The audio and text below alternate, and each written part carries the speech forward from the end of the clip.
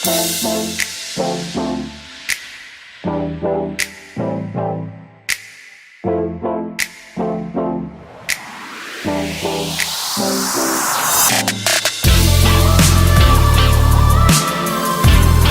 good morning, so nandito tayo ngayon sa Nueva Ecija sa SM Cabanatuan.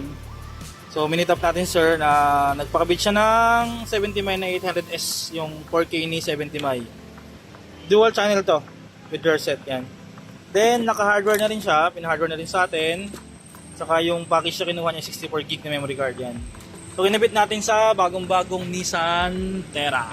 Yan, Nissan Terra. So ito kasi si Nissan Terra kasi naka 360 view sa rear view mirror kaya windshield mount yung dapat lagi kinakapit dito. Yan. So pakita natin yung rear camera muna. Ito yung mounting rear camera.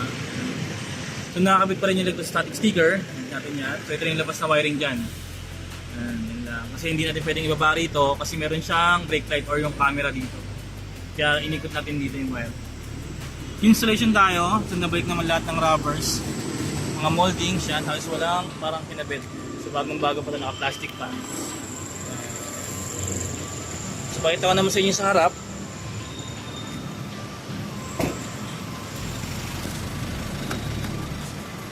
So sa harap, kapag tayo naka-hardware kit, naka-spare yung cigarette port natin itong ginamit. So doon tayo sa fuse box ni Nissan Terra. Ayan. So pag naka-hardware kit din tayo, naka-activate yung ating parking surveillance. Yan, at saka nakaabang yung ating time lapse. Kasi kapag tayo naka-cigarette port lang, itong dalawang to naka-disable to.